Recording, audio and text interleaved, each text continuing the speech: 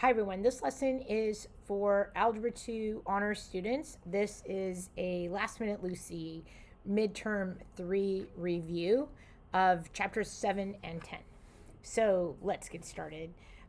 First question, and this, by the way, this goes along with the packet that you have that is posted on your slate.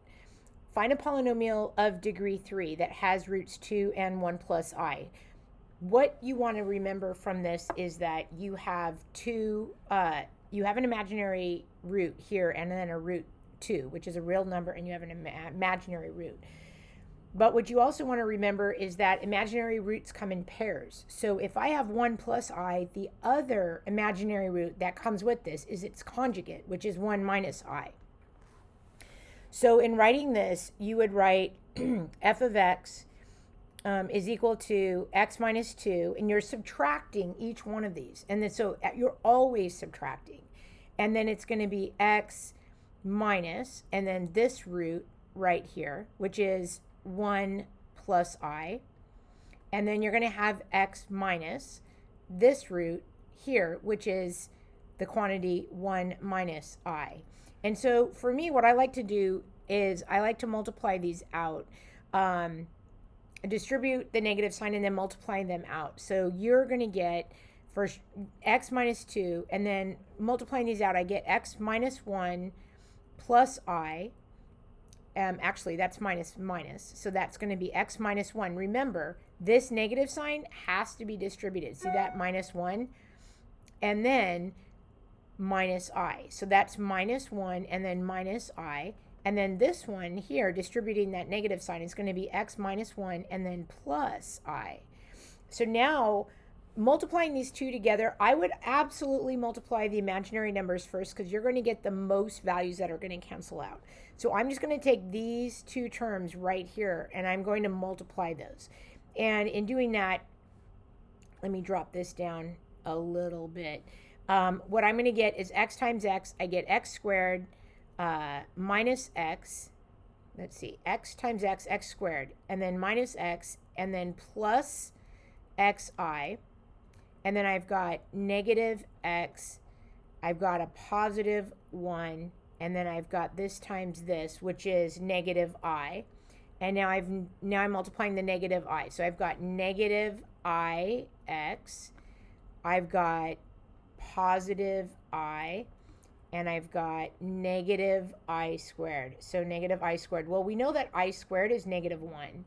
And this is now saying the opposite of negative 1, which is positive 1. So I'm going to cancel this out right now and just put plus 1. So where I'm at now is I have an x squared. And I have a minus x and then a minus x. So that's minus 2x. And then I have... so that's gone. I have positive xi and a negative xi, so those are gone.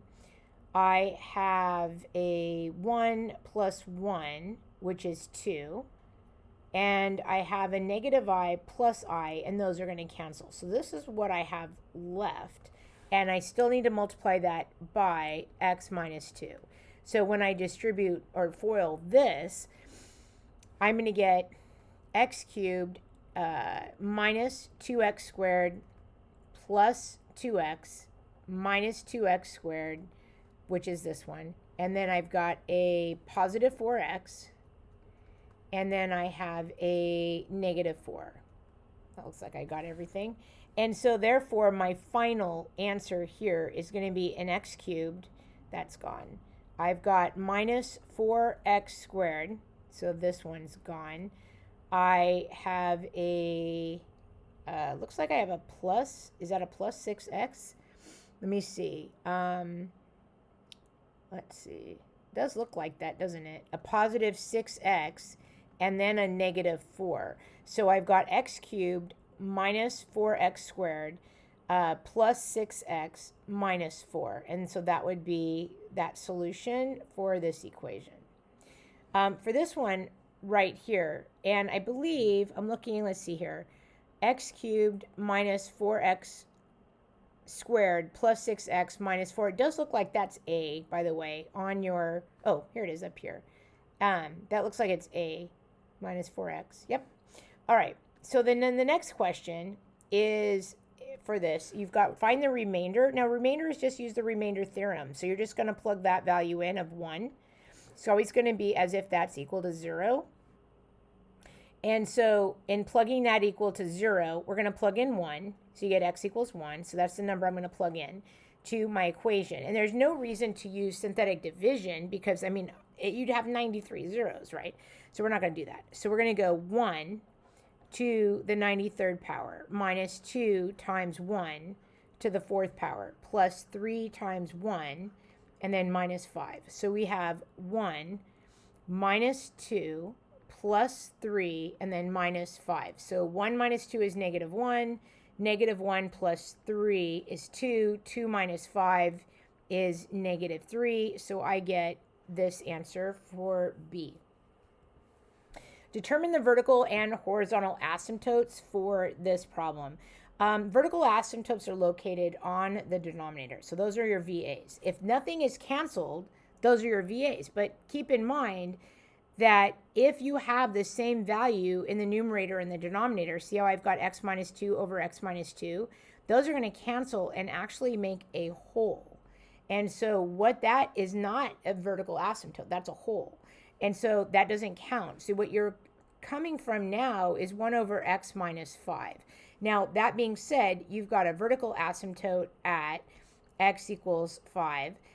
You also have a horizontal asymptote because what in the original equation or in this equation, and you can use either one because you're canceling out the same value, top and bottom, doesn't matter. But if you had the top, you added x to the 1 over x squared, or here you have 1 or 0x, 0x, and then over x to the 1 power, you still have, or excuse me, this would be x to the 0 power. You still have a power on the denominator that is higher than the power on the numerator. So therefore, your HA, or your horizontal asymptote, is going to be at y equals 0.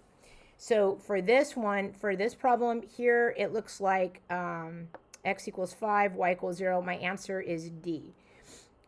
For this problem here, they want to find the end behavior asymptote, which basically means the EBA. And that's what that means, the end behavior, which you guys are used to doing that kind of thing, right? But as long with the asymptote.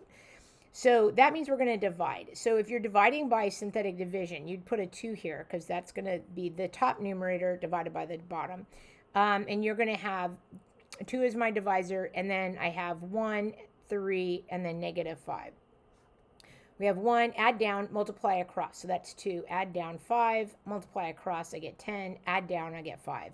But realistically, what you are remembering is the whole purpose or your objective for finding the EBA is to find the equation. So this equation is either going to be a line, so mx plus b, or it could even be a quadratic, ax squared plus bx plus c. Could be that as well. But, you know, realistically, most of the time you're going to try to find a line. And so what we have here is that exactly, because if you were to divide x into x squared, the first term is your x, which means that value is a 5, and you just have y equals x plus 5. And so this right here is your asymptote, which is a slanted asymptote, and it looks like this value would be B. For this problem here, we're going to try to find k if this is a factor. Now remember, if x minus 2 is a factor, that means that when that is set equal to 0, you know, that is a factor. It has to go into it with 0 remainder. So then what that means is I can do this 2 different ways. Okay, your first option is to do this by synthetic division. And in doing that by synthetic division, which, you know, not everybody's a fan of this, but I mean, it does work. Remember that when you do synthetic division, you have to have placeholders for your variables that aren't there. So like you have x cubed and then an x, but you're missing an x squared. So this would be a 1 x cubed. You have a no x squared. And then you have x, you've got k, right? That's your coefficient. And then you've got 6. And so we're going to add down and multiply across. So we get 1. Multiply across, I get 2. Add down, I get 2. Multiply across, I get 4. When I add down, I get 4 plus k. I like to put that in parentheses. When I multiply across, though, 2 times this, I get 8 plus 2k. And then I'm going to add down, I get 14 plus 2k. Now remember, you're trying to solve for k. What that means is that x minus 2 was a factor. So that means that by plugging in 2, I can set this equal to 0. And I get 2k is equal to negative 14, which means k equals negative 7. So that's what k equals. The other option that I think is wildly more popular is if you just plug in 2 for f of x, right? Because it is your polynomial, so you can plug in 2, use the factor theorem. And so by doing that, I get 2 to the third power plus k times 2 plus 6. And remember, by plugging in 2, this is going to set equal to 0. So now I have 8 plus 2k plus 6, which is 14 plus 2k, and that equals 0. So 2k is equal to negative 14, so k equals negative 7. Again, options. For this problem here, which of the following is true?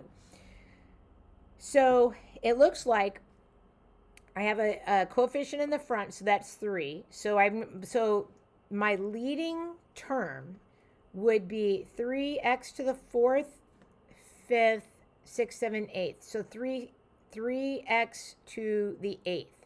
And that's my leading term. My leading coefficient would actually just be 3. And then what else do we have? Okay, so what is it asking me? The function is tangent at x equals negative 1. So at negative 1, it's not tangent because at negative 1, we have a multiplicity of 3, which means the graph crosses. So that means that this, which of the following, this is not true. This is false. The next one is saying the function passes through the x-axis at x equals 2. It does pass through the x-axis at x equals 2. So this part is true, but at x equals negative 2, it doesn't, because if you notice the 4 up here, that means it's tangent. So this is not true. So for this, which of the following is true? These aren't, it's not completely true, so that's also false. This one is the end behavior. Because it's an 8th power and it's positive, the end behavior is up, which is not that, so that's also false. The function is tangent to the x-axis at x equals 0. This one also false. Reason because when you're looking at if it's tangent at x equals 0, what that means is that you would have, you should have had then f of x is equal to 3x squared. That would have made my graph tangent at the x-axis at x equals 0, and then whatever else you have left here. But that's not going to be a solution for us, and so that is definitely not true. Okay, next question. So for this problem here, this one is saying mark all that apply, and so it says, this is our equation. It looks like on the numerator, though, I sure need to do a little bit of simplifying for sure. So we're going to take out a 2x on the top. So I'm going to take out a 2x, and what's left is x minus 1. Actually, if I took out a 2x, I get 2x squared minus 1. And then this is going to be an x plus 4, and then this will be an x minus 6. And this is all over x minus 1. You have x plus 3. You have, oh, I need to take out an x here, so let me fix that one. Let's just put it out in front. So for this right here, that's going to be x times x minus 5. So there's that x minus, there's that x minus 5, and I'm just going to put that x out front. So we have x minus 5, and there's my x out front. And then I've got x minus 2. Note to self, this one right here, this one does factor again to be x plus 1 and x minus 1. So we're going to get rid of that. So what I'm still reducing and factoring and stuff like that. So let's see. We've got an x minus 1, x minus 1. So we have a whole, at x equals 1. So far, we have a hole at x equals 1. By canceling out these x's, I have a hole at x equals 0. But that, of course, I need to put the points in, sure. We have an x plus 1 on top left here. X plus 4, x minus 6. It doesn't look like anything else is canceling, so we have the reduced value is going to be x plus 1 times x plus 4 times x minus 6 all over. We have x plus 3, we have x minus 5, and then we have x minus 2. Now, what we do now is you should sort of say what you have. And so what we have on the denominator, those are our values on the denominator. Those are our vertical asymptotes. We have a vertical asymptote at x equals -3, at x equals 5, and we have one at x equals 2. We have x-intercepts at x equals -1. And so I actually prefer that you put it into a point. And so I would say x-intercepts at -1, 0. That's from this one right here. At -4, 0, and at 6, 0. So now I think I've got everything except let's just look at the final results with the variables. We have x cubed over x cubed, which basically means that the powers for my HA are the same on top and bottom. And so therefore, my horizontal asymptote is going to be the coefficient in front. So that's going to be y equals 1, okay? So that's my HA. All right, so what do we know? We know that the vertical asymptotes are at -3, 5, and 2. This is true. All right, we know that, so A is correct. No HA, that's not true because we have an HA at y equals 1. The x-intercepts are at -4, 0, -1, 0, and 6, 0. So this one also true. We have a y-intercept, so I didn't work that out. So we need to solve for set x equal to 0 to check. So if x was 0, I would have 1 times 4 times -6 all over 3 times -5 times -2. 3 times -2 is -6, cancels with -6. So I get -4/5. So my y-intercept is 0, -4/5. So actually this one also is true, all right? And I have a hole at 1 and 0, also true, true. Both of these work. So for me, I would definitely try to put all the information down that you have in order to get, actually see what you have and see what's available, okay? Using long division, we want you to divide. Write your answer. Oh, I think I just didn't finish that sentence. Sorry. So write your answer in, you can write it in polynomial form or you can write it, as with a remainder. So let's do this. I think for me, the biggest part here is that first step. So if you know that this is 2x minus 4, 3, 2, I'm missing a 1, x to the 1. So I do need to make a placeholder, people, for that. Make sure you remember that. Minus 6x squared plus no x minus 2. And so let's see, 2x times what is x cubed? So in class I was showing you, remember, 2x times what, I just call what a or w, is equal to x cubed. And so what is your a? If I divide both sides by 2x, right, I'm going to end up getting 1/2 x squared. So that's your what. That's what it is, what I put up here. So 1/2 x squared. So you get that value on the top. You multiply it through, and of course you get x cubed. And then 1/2 times -4 is going to be -2 x squared. And then we're going to subtract. And then I get factors in case they're asking me that.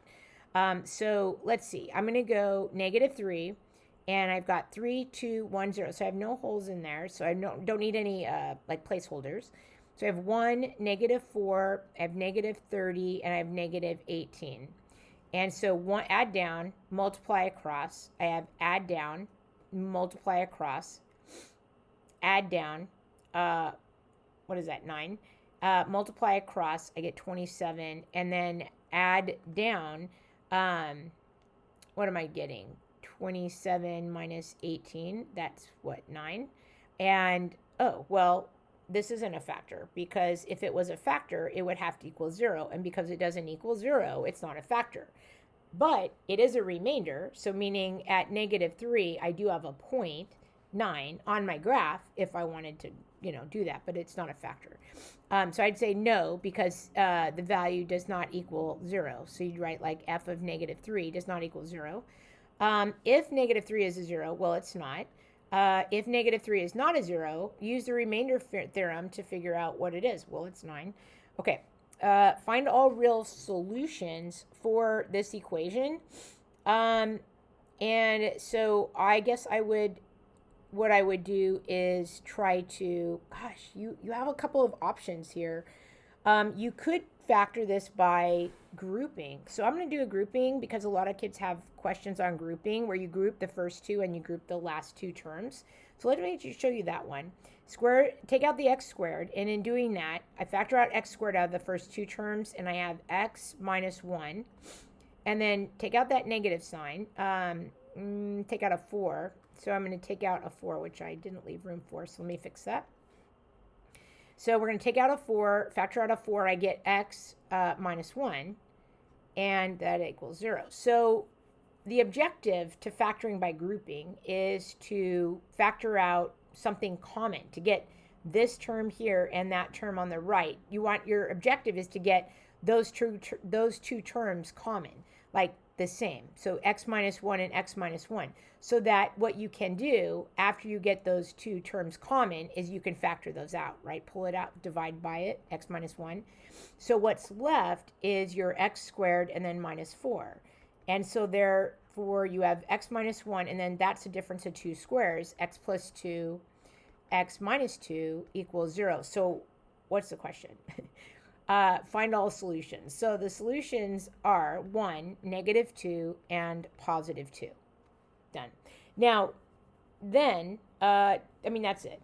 If you had done factoring by, or, synthetic division, one of these would have worked. I could have tried negative 2, and I would have had 1, negative 4, and 4, just another option. And adding down, multiplying across, adding down, multiplying across, adding down, multiplying across, adding down. So I've negative 2 is an answer. We already knew that. So x plus 2. And then what's left is x squared minus 3x plus 2. And then I would factor that, right? X plus 2. And then this would factor to be x minus 2 and then x minus 1, which I get the same answer, right? Of course, you're going to get the same answer, but it's just another option. And by the way, while you're watching this video, feel free to move forward if you already know this. I mean, this is for you. Find the oblique asymptote. So this is asking me to, it's top heavy. See how the x squared, the power of x, 2, so it's 2x squared, it's x squared over x to the 1. See how it's top heavy? The power on top is higher than the power on the bottom, which is just 1. So we have to divide. Some people like to do synthetic division. Totally fine. So you'd put a 2 there. That's your divisor. And then 2, 1, 0. So you've got 2, 1, and then that's negative 5. Add down 2, multiply across, add down, multiply across. I feel like I did this one already. Add down. So what we have now is this last term we're not going to use. But this term in the front, so this is going to be equal to y. So 2x plus 5. So that's my equation. Y equals 2x plus 5. And so your objective is to find a line or even a parabola sometimes that is going to give you that slanted asymptote.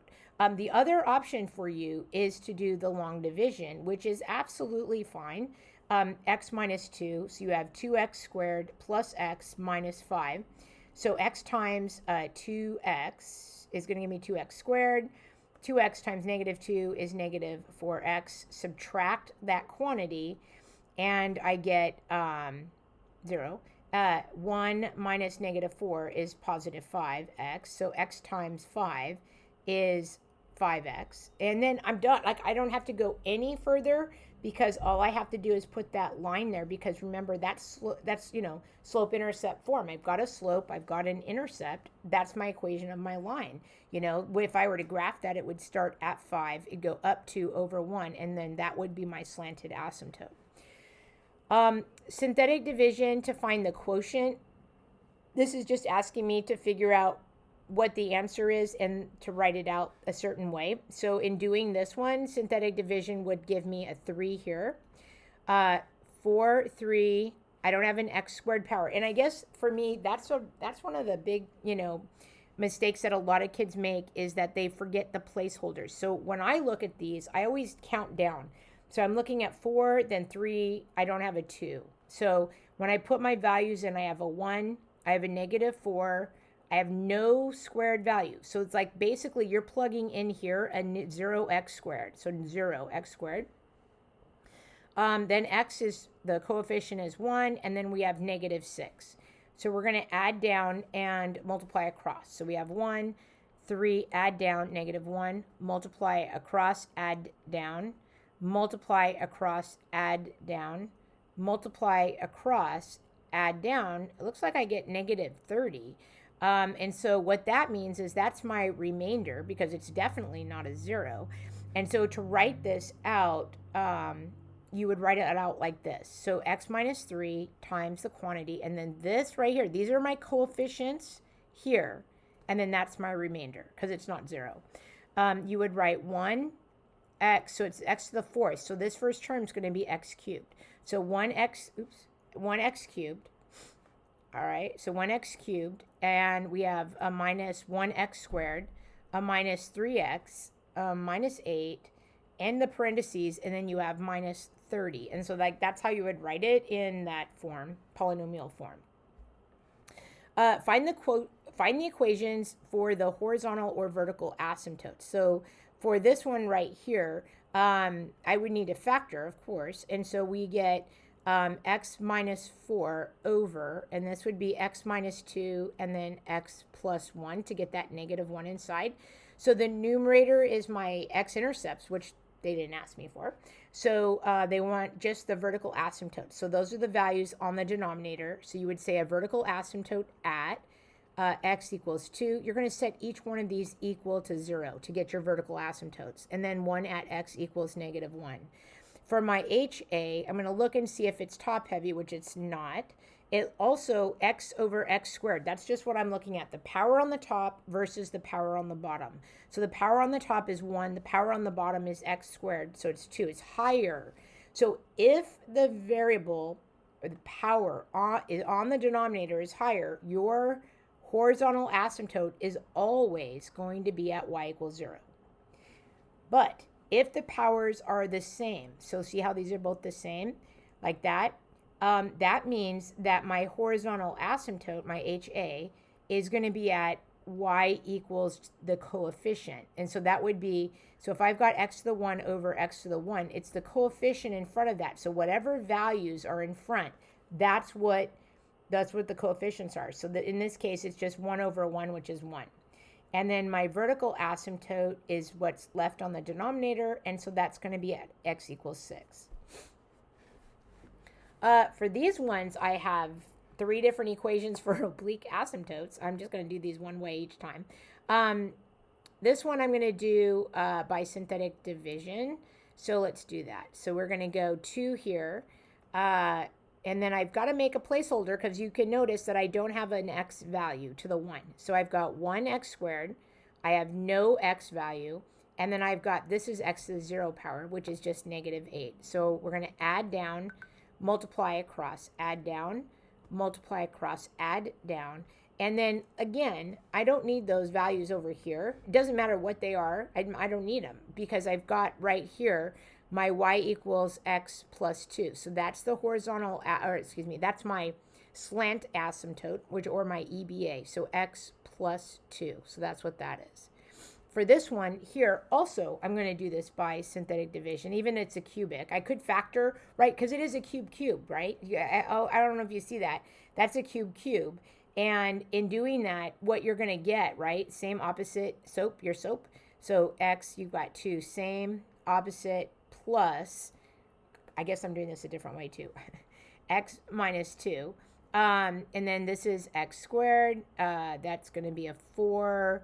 And this is going to be a 2x. And then these cancel. So that is my slant asymptote. So I'm going to do this again. I'm going to do this by 2. So I've got 1, 3. I don't have an x squared. I don't have an x. And I have a negative 8. And over, add down 1, 2, add down 2, multiply across 4, add down 4, multiply across. But think of it like this. If it's an x squared term, an x cubed, and I'm dividing by an x, this is my x squared term, plus, this is my plus, that's my x term, plus 4. So this is not a line. This is actually an equation of a parabola, which is what I got here anyways, which is x squared plus 2x plus 4. And it is completely fine to have a slanted asymptote or an end behavior asymptote that is curved like this. And your graph most likely will just follow that asymptote. The last one, I'm going to try to, can I move this? Nope. I want to move this over just a little bit. So for this one right here, I'm actually going to do this one. I know it's a little small, but I'm going to do this by long division.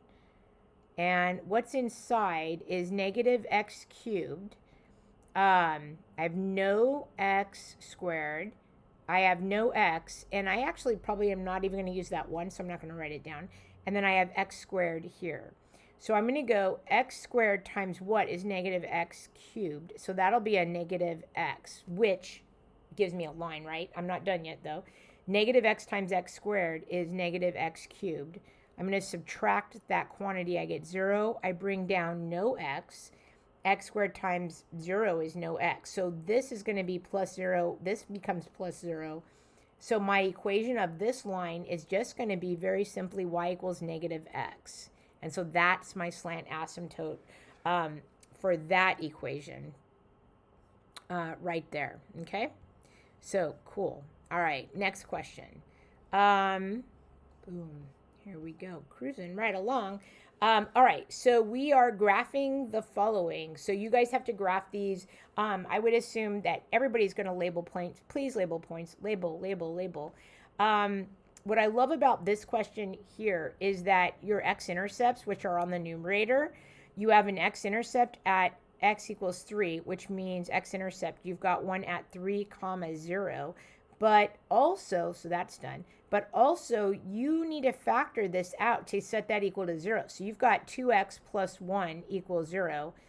2x, I'm going to move that down, 2x equals negative 1, so x equals negative 1/2. So I've got another x-intercept at negative 1/2, 0.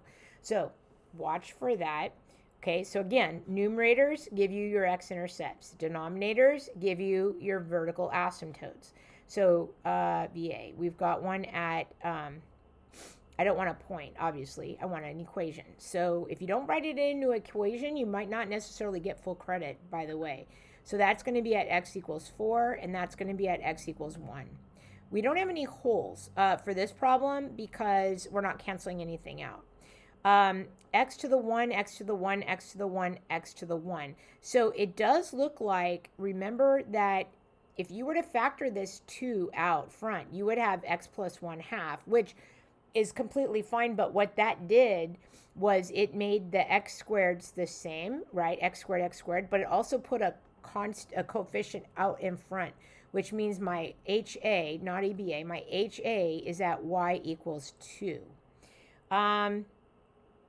Set x equal to 0 to find my y-intercept. And if I set x equal to 0, I get 1 times negative 3 over negative 4 times negative 1.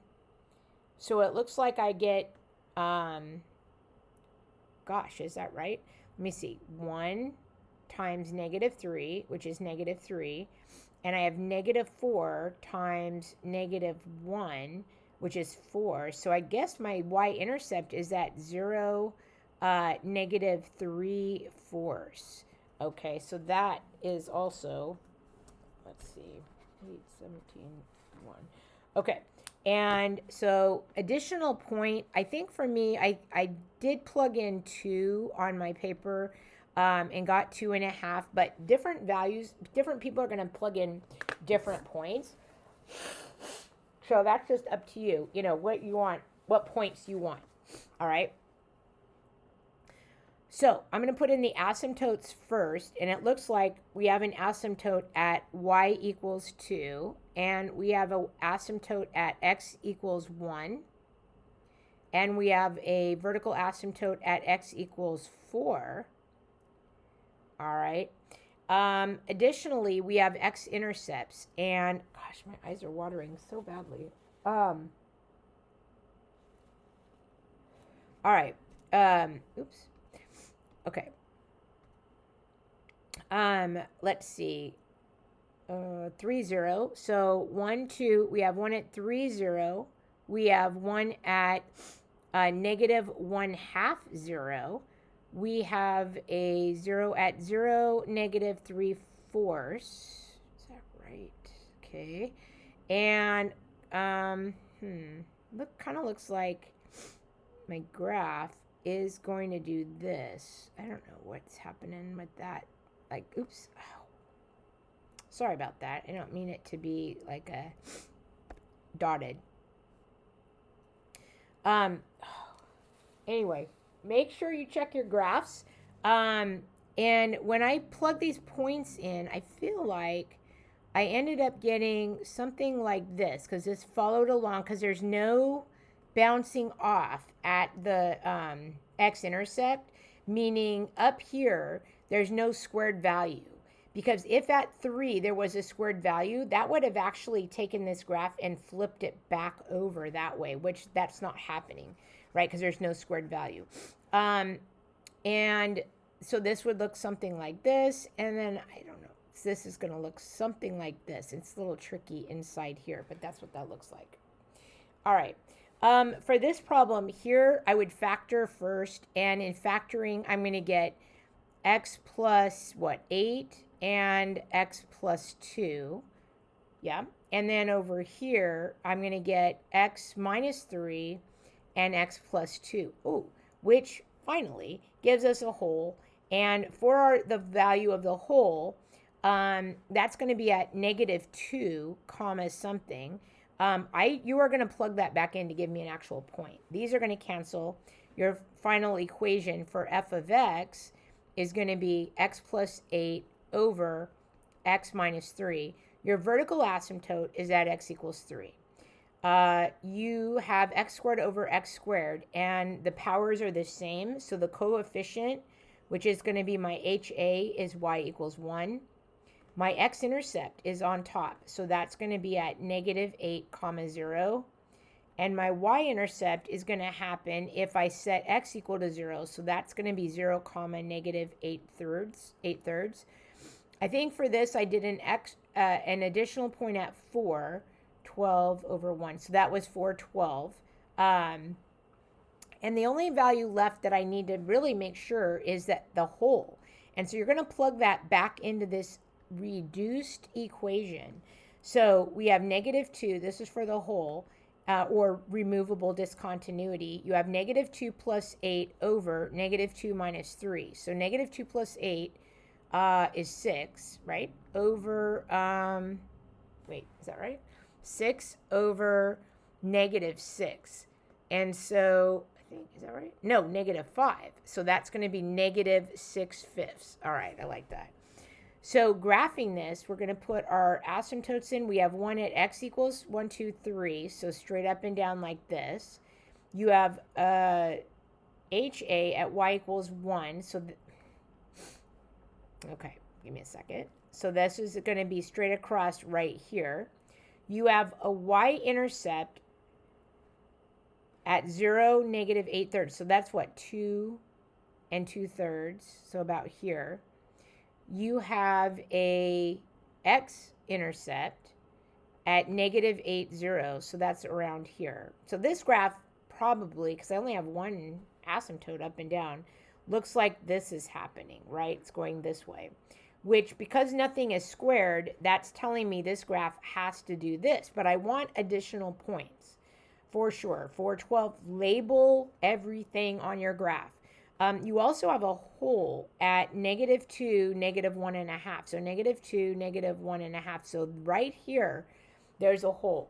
Make sure you label that, you mark that down, you write everything down that you have, okay?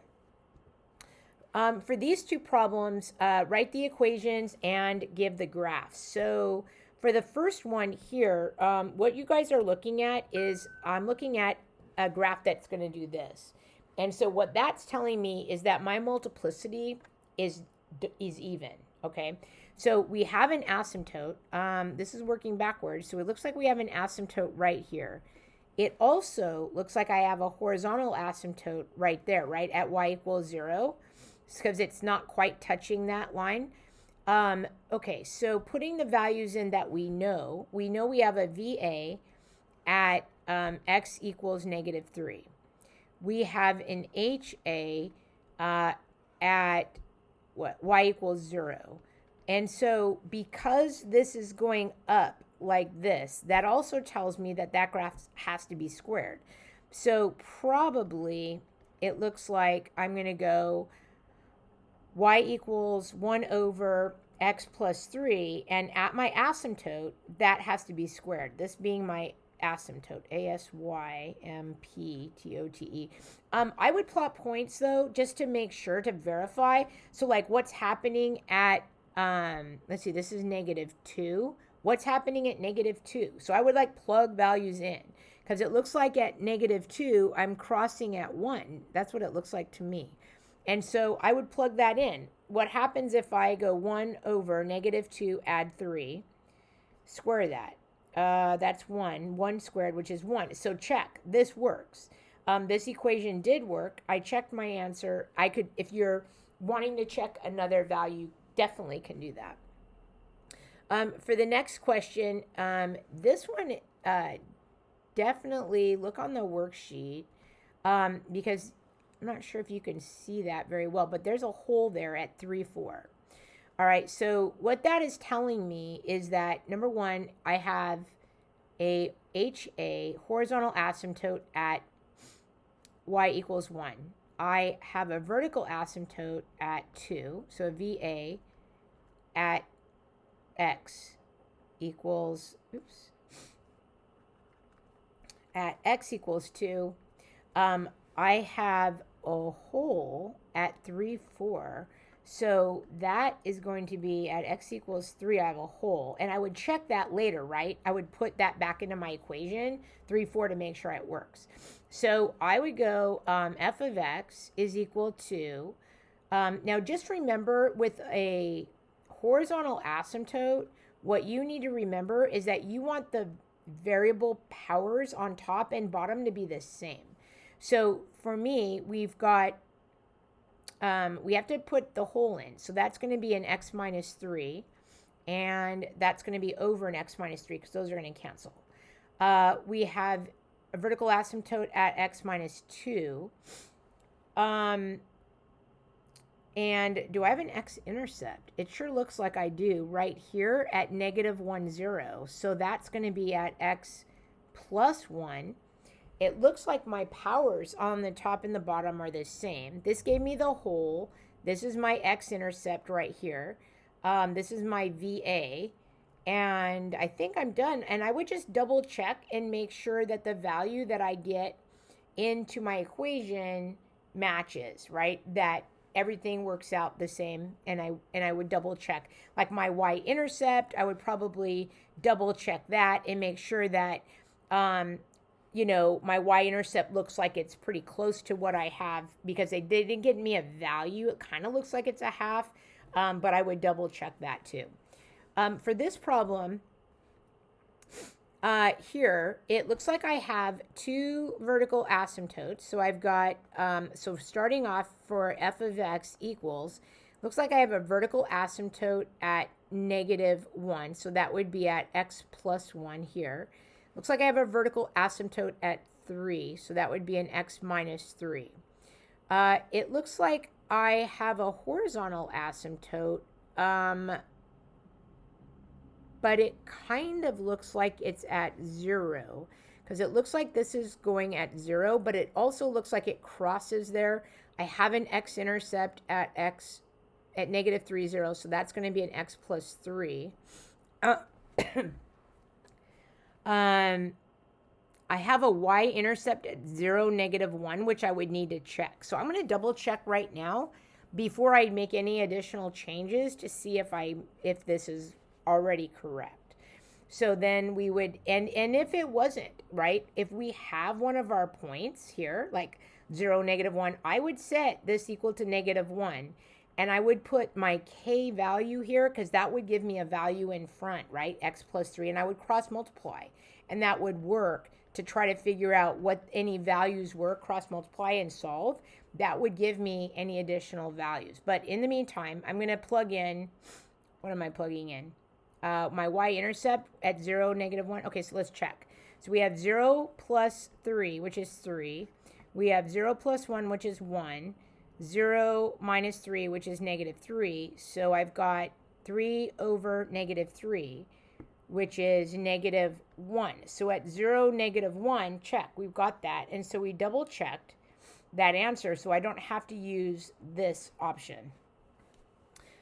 Ooh, for this problem, it looks like I have a slant asymptote, but it does also look like I have enough points that I can graph that.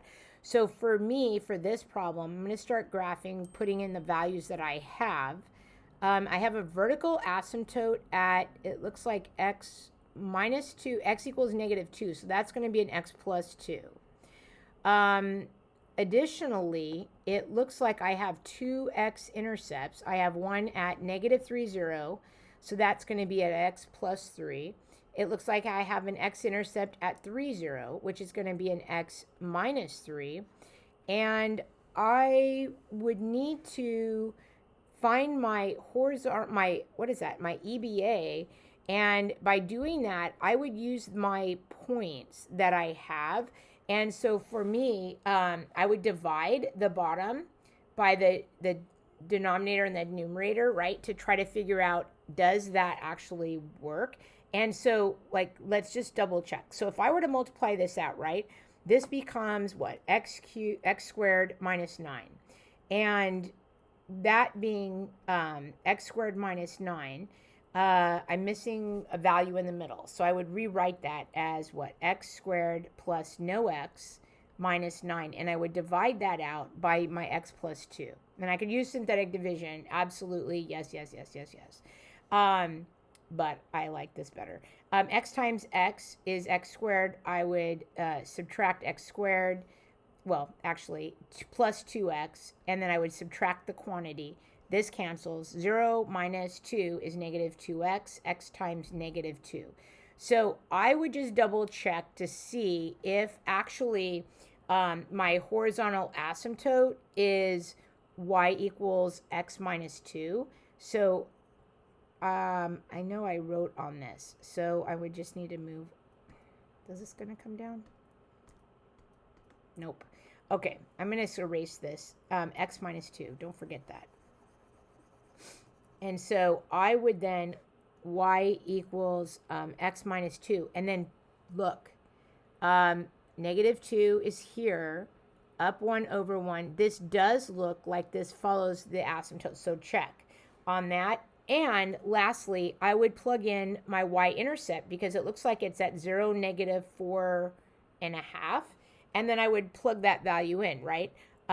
This is what? X squared minus 9 over x plus 2. So if I plug in 0, I'm going to get -9 over 2, which is 0, -4.5, which again gives me that verification that this is my correct answer.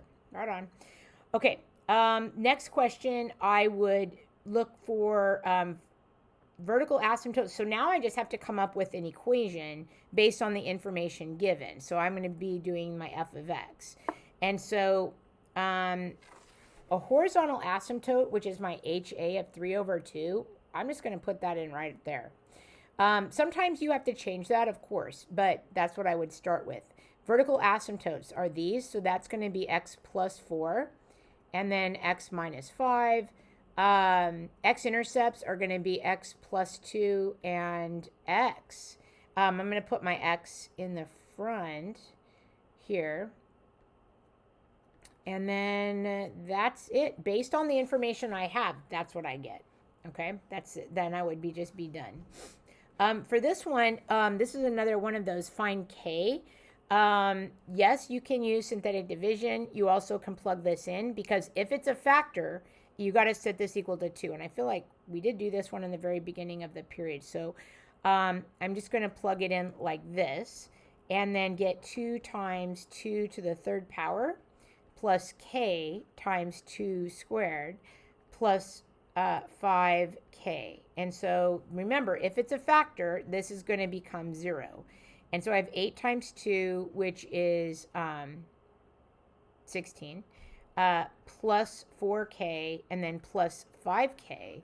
And so that looks like, gosh, did I do that right? 4k, 2 times 2 times 2, and then this becomes 9k is equal to negative 16. So k equals negative 16 over 9. I think I would just double check that and make sure k squared, k, I missed one. I feel like I missed something. Oh, I missed the 3. Okay, let me go back. I totally missed something. Let me fix that. Yeah, so it just didn't look right. Usually you don't get, who knows. Anyway, let me just double check that. See, I plugged in 2. So 2 goes in here, check. 2 goes in x squared, checked. I missed this part. 3 times 2, and then add 5k. Now I think I'll get it. So 0 equals 8 times 2, which is 16, plus we got 4k minus 6 plus 5k. Yeah, this looks better. 16 minus 6 is what? 10 plus 9k equals 0. I've got 9k equals negative 10, k equals negative 10 over 9. And then, you know, yes, I mean, like, I think that's the right answer. But you would then, if this bothered you, like it did to me, I would even plug it into synthetic division and work it out that way. And if you felt like that was something you wanted to verify. These 3 problems, it says classify the polynomial as the degree and leading coefficient. It is not always going to be written nicely. This is 4x cubed. That's my leading term is 4x cubed, but my leading coefficient is just 4. Okay, so watch for that. Possible combinations of real and non-real zeros. So this is x to the 3rd power. That's my highest power. So for x to the 3rd power, I remember imaginary roots come in pairs. So that could be x squared. So I could have 3 real options. I could have 3 real solutions. I could have 2 imaginary and 1 real. All right. Just, you know, this is just something you need to practice at for, like, let's say x squared. You could have 2 real, or you could have 2 imaginary solutions. But you can't have 1 real and 1 imaginary, because imaginary solutions come in pairs. So like if you had x to the 4th power, you would have, you could have 4 real, you could have 4 imaginary, you could have 2 real and 2 imaginary, but you cannot have 3 real and 1 imaginary because, again, imaginary solutions come in pairs. Done. Given the information about polynomials, which of the following are true? Well, a polynomial function will always have a domain of negative infinity to infinity, which is correct because a polynomial is continuous. if it breaks up like our rational algebraic functions, it's not a polynomial because it has like asymptotes and stuff like that. It has breaks. A polynomial with an odd degree, so like x to the third power, is going to have at least one real zero. Yes, true. Because otherwise you've got, we just did that. Look, we have three real or 2 imaginary and 1 real. Those are our options. A polynomial can have more turning points than real zeros. No. So it's always n minus 1. So if I have x to the third power, then my turning points is going to be 3 minus 1, which is 2. So it's actually 1 less, not 1 more. It's always 1 less. For this problem here, which of the following true or false? There's 6 zeros. No, we have an x to the third power. So if it's an x to the third power, you're going to have 3 zeros. That's it. The possible rational zeros are plus or minus 1 and plus or minus 7. That is true. Because, right, it's always going to be this number here over the 1 in the front. There's 3 real zeros. I would need to find the zeros, to be honest. And I'm going to have to do that because it wants to know if 1 is a 0. Okay. So let's go 1. And I'm going to use synthetic division. So I have 1, I have negative 5, 11, and negative 7. So we're going to go 1, add, down, multiply across, add, down, multiply across, add, down, multiply across, add, down. So 1, yes, is a real solution. Check. Because we got 0 as a factor. But let's just use this as the other, to finish the other problem, which said x squared minus 4x plus 7. It says there's 3 real zeros. I got to make sure that this is real. And by doing that, I'm going to use the quadratic formula, right? Or I could just use the discriminant. That tells me if it's real or not real. So b squared. So that's 16 minus 4 times a times c. So 16 minus 28 is a negative value, and therefore they're not all real. You've got imaginary solutions here. 2 imaginary and 1 real is what it looks like to me. So that one is definitely a false. Cool. Complete the following. The function passes through the x-axis how many times? So we have 3, 4, 5. Well, I mean, realistically, let's graph this and see. What do we got? It looks like at 0, right? We have a 0 here at 0, which gives me this one. At negative 5, 1, 2, 3, 4, 5, it's tangent. At 7, that'll be over here. It passes through. So it passes through here. It passes through here. But here, it's tangent. So it doesn't pass through. So what is this? X, let's see here. Hold on. 1, so that's 2, 3, 4, 5, 6. So this is an x to the 6th power with a negative sign in front.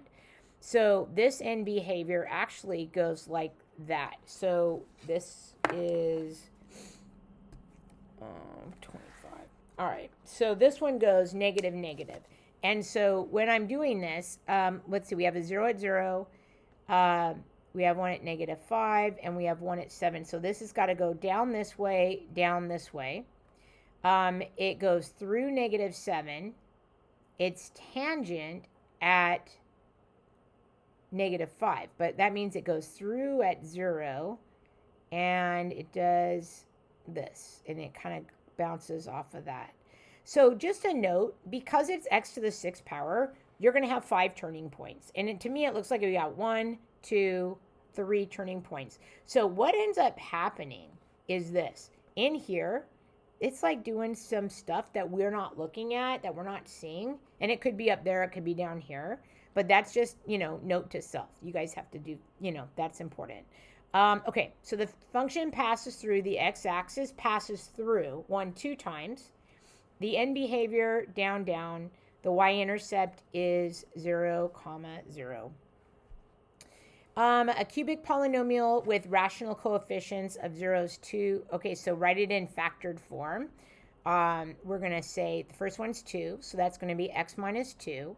And the next one is going to be x minus, hold on, that's got to go away. I can't see. X minus quantity, 3 minus 2i, and its conjugate, which is going to be x minus the quantity 3 plus 2i. Now, I think this is how you're going to see it on the test, but if it's not like that, then what you're going to do is you're going to go x minus 3 plus 2i, and then you're going to go x minus 3 minus 2i. And then that would be my function, my polynomial function in factored form. We're done. All right, last minute Lucy, complete. I wish you guys the best on your final, and good luck. And make sure that you are completely showing your work for problems, even if you're using your calculator to check, which why wouldn't you? But I would definitely show all the work so that I could give you full credit. Okay. Thanks so much for watching, and I sure hope it helped. Thanks.